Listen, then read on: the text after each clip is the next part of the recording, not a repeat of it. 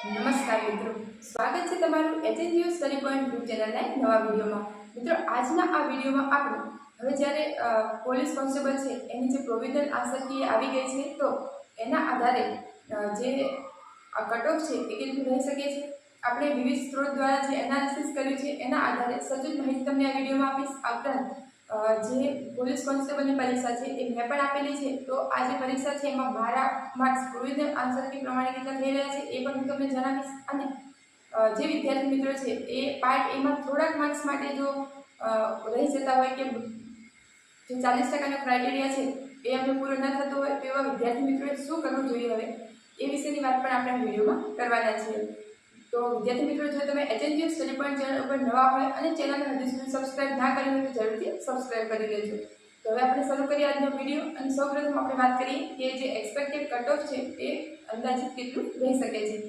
તો વિદ્યાર્થી મિત્રો, આપણે જે ટેલિગ્રામ ચેનલ છે એના પર આપણે એક પોલ ક્રિએટ કર્યો હતો, અને એનું જે રિઝલ્ટ છે એના આધારે આપણને જે યુટ્યુબ ચેનલ છે એમાં વિદ્યાર્થી મિત્રોએ પોતાના માર્ક્સ પ્રોવિઝનલ આન્સર કી પ્રમાણે જણાવ્યા છે. એમાં ઘણા બધા વિદ્યાર્થીઓ જે પોતાના માર્ક્સ જણાવ્યા છે, તો એનું જે એનાલિસિસ છે એના આધારે અને જે વિવિધ એકેડેમિક્સની ચેનલ હોય એમાં જે પોલ મૂકવામાં આવ્યા હોય, અલગ અલગ યુટ્યુબ ચેનલ્સ છે એમને જે એનાલિસિસ કર્યું હોય, એ બધું આપણે જોયા પછી અને મેં પોતે પણ આ પરીક્ષા આપી છે, તો મારો જે અનુભવ રહ્યો છે તો એના આધારે પણ હું તમારી સાથે આ વાત કરવા માગું છું કે અંદાજિત કટ ઓફ છે એ કેટલું રહી શકે છે. તો આ બધા જે સ્ત્રોત છે એના આધારે એવું જણાઈ રહ્યું છે, અને મારો જે અનુભવ છે એના આધારે એવું લાગી રહ્યું છે કે આ જે કટ ઓફ છે એ અંદાજિત 100 થી 105 આસપાસ રહી શકે છે. ખાસ કરીને કટ ઓફ છે એ જનરલ કટ ઓફ છે એ 100-105 આસપાસ રહી શકે છે. અને જે કેટેગરી વાઇઝ કટ ઓફની વાત કરીએ તો એ એનાથી ઓછું રહી શકે છે. ખાસ કરીને જે મહિલા ઉમેદવારો છે એમનું કટ ઓફ તો એનાથી ઓછું 90 આસપાસ કદાચ રહી શકે છે, કારણ કે જે ઘણા ઉમેદવારો છે એમાં જે પાર્ટ એમાં 40% ક્રાઇટેરિયા અને પાર્ટ બીમાં 40% જે ક્રાઇટેરિયા છે એ પૂરો કરવામાં પણ ઘણા વિદ્યાર્થીઓને પ્રોબ્લેમ થઈ રહ્યો છે. તો એના આધારે અંદાજિત એવું કહી શકાય કે આ જે કટ ઓફ છે એ 100 માર્ક્સની આજુબાજુ રહી શકે છે. જે વિદ્યાર્થી મિત્રોને માર્ક્સ જે છે 110 પ્લસ થતા હોય એ વિદ્યાર્થી મિત્રોએ કોઈ ચિંતા કરવાની જરૂર નથી. 100% એમનું જે નામ છે એ પીડીએફમાં તમને જોવા મળશે. અને જે વિદ્યાર્થી મિત્રો છે એમને 100 આસપાસ માર્ક્સ છે એવા પણ વિદ્યાર્થી મિત્રોનું પીડીએફમાં નામ ચોક્કસથી આવી જશે.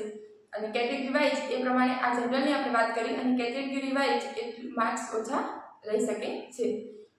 વિદ્યાર્થી મિત્રો, હવે આપણે આગળ વાત કરીએ કે જે વિદ્યાર્થી મિત્રો છે એમને પાર્ટ એમાં ઘણા વિદ્યાર્થી મિત્રો છે એમને માર્ક્સ ઓછા થઈ રહ્યા છે, થોડા ઘણા ઓછા.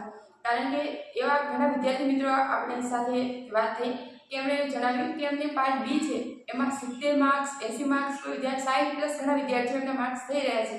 પરંતુ જે પાર્ટ એ છે એમાં એમના માર્ક્સ ક્યાંક 30 આસપાસ થતા હોય છે, 28 છે, 30 છે, એવા માર્ક્સ એમના થતા હોય, તો 30 આસપાસ એમના માર્ક્સ થઈ રહ્યા છે. તો આ પ્રકારનો જે ક્રાઇટેરિયા છે એ જોતાં આ કટ ઓફ છે એ આટલું નીચું લાગે છે. એક તો પેપરનું લેવલ, બીજી વસ્તુ એ છે કે આજે 40 માર્ક્સનું જે ક્રાઇટેરિયા છે અને એમાં પણ પાર્ટ એક થોડું હાર્ડ હતું એ, અને જે બીજી વસ્તુ કે આ જે ભરતી છે એ કુલ 12,000 જેટલી મોટી ભરતી છે. તો આ બધા જે ફેક્ટર્સ છે એના આધારે આ કટ ઓફ છે એ આટલું રહેવાનો આપણને અંદાજ લાગી રહ્યો છે. બીજી વસ્તુ એ છે કે જે ઘણા વિદ્યાર્થી મિત્રો છે તો એમના જે માર્ક્સ છે એ થોડાક માર્ક્સ માટે રહી ગયા હોય, મતલબ પાર્ટ એમાં જે 40% માર્ક્સ 32 માર્ક્સનો જે ક્રાઇટેરિયા છે એમાં.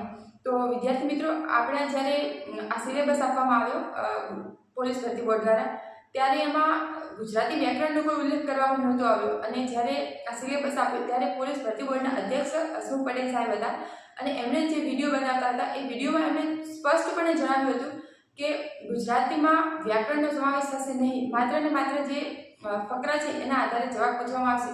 પરંતુ આપણે પેપરમાં જોયું કે આપણને 5 જે પ્રશ્નો હતા એક ફકરામાંથી, એમાં તો 5 માત્ર જોડણી પૂછી દેવામાં આવી છે.